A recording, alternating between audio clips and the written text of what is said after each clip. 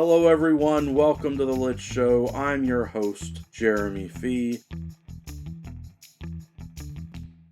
It's time for my current and future reading video, a TBR of sorts, for April 2023, and we're going to go ahead and go into May. Let's talk about the readathons that are going on right now that are influencing my reading. For April, it is National Poetry Month, which is not necessarily a readathon, it's just an exciting celebration for the month. I have wanted to make sure that I'm reading poetry this month. I think it'll end up being 3 poetry books that I get to read, and I have them as audiobooks, which is wonderful. I love to hear poems out loud. A lot of poetry is really written to be heard as spoken poetry. A lot of poetry, you get more of a sense of the rhythm and the flow when you hear it out loud. In addition to being National Poetry Month, there's a really fun readathon in April, which I participated in last year, called Continue-A-Thon, and I will put a link down below to the announcement video for Continue-A-Thon. It is about 2 weeks long. This year it is April 10th through the 24th.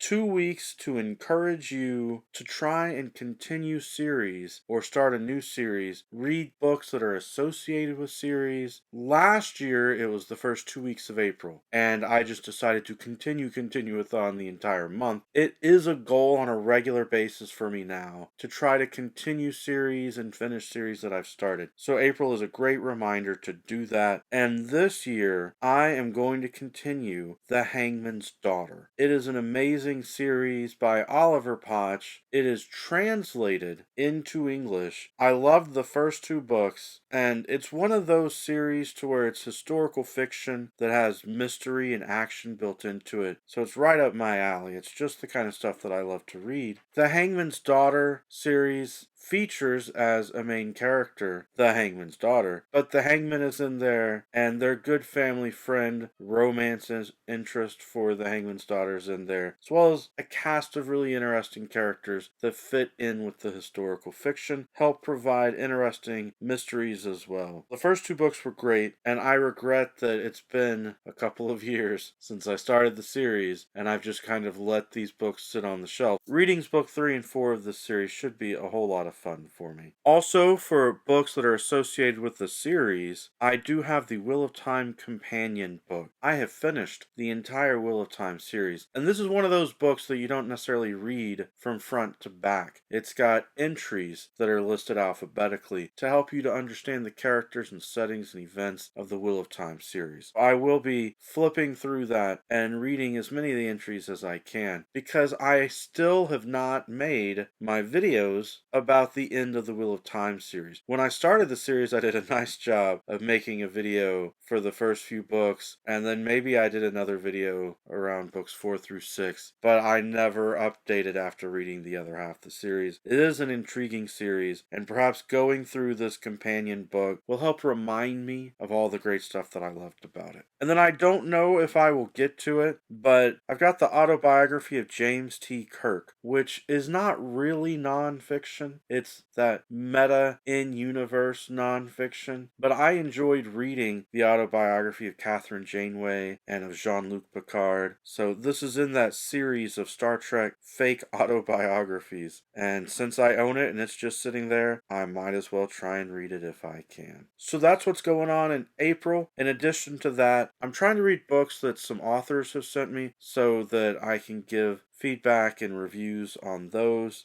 Additionally, I've got my Read Every Book by Stephen King challenge, and I've been happy to get back into Stephen King's books. Since I'm mentioning challenges, I will go ahead and point out, for the Read What You Own challenge, I have made it past 50 books. I am confident I will make it to 75, and that I will make it to 100. In the next couple of months, I should have a video in which I decide whether or not to commit to 500 books in the Read What You Own challenge. I don't know if I'll go all the way for 500, but it has been nice reading books that I own that are sitting around. So also coming up in May, we've got some exciting readathons. Horror Mayhem. The Bookish Bryants have been sponsoring this and recruit different people to help them to promote it. I am happy to just talk about it and help promote the event in general, even though I don't know if there are going to be specific weekly breakdowns to encourage people to read certain types of horror. But in May, week by week, I want to encourage people to try to read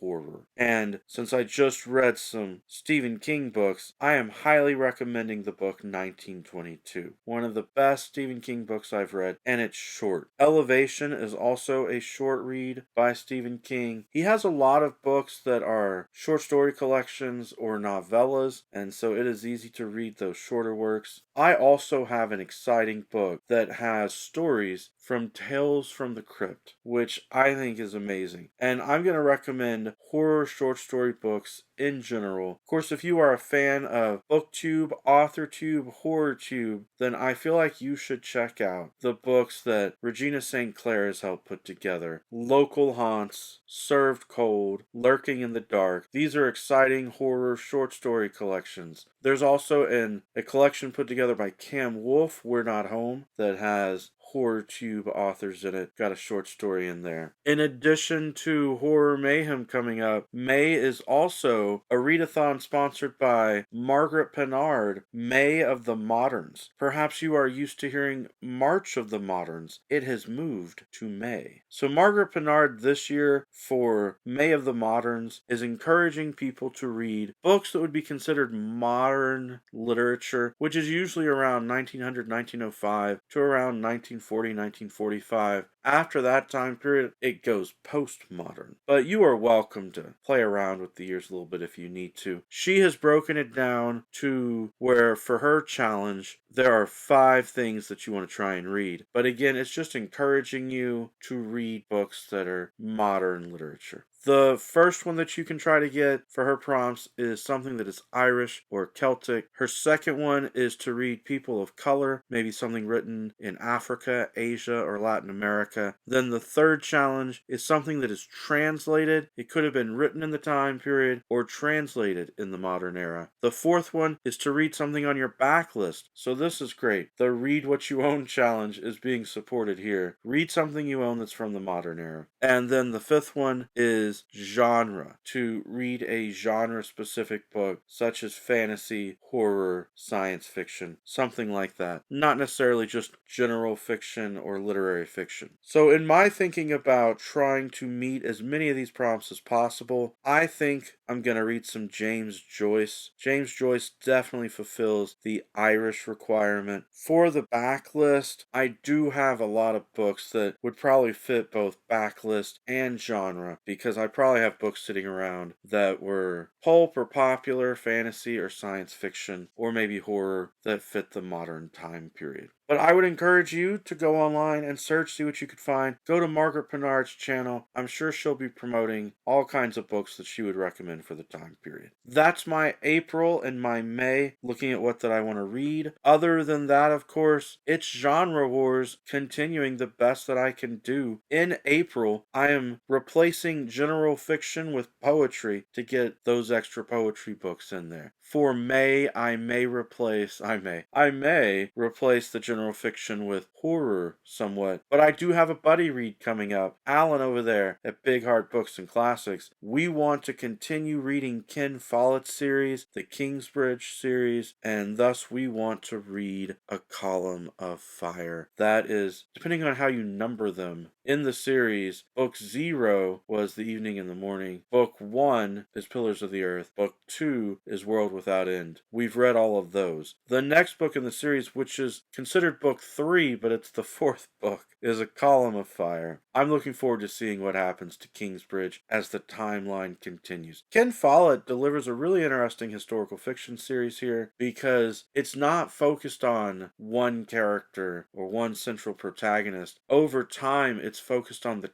town and the politics and the religion and all the market and trade that happens with the town. So it is fascinating to see characters that you care about in each book, but they grow old and spawn a new generation of characters. Each book is usually focused on 1 or 2 generations, but when you get to the next book, it's a new time period. You've moved on to a new set of characters. It's really fascinating. That's all I had to say for today, but every day is a good day for a book talk. Feel free to leave comments down below about your reading and your thoughts about National Poetry Month, Continue-A-Thon, horror mayhem, and May of the moderns. Peace.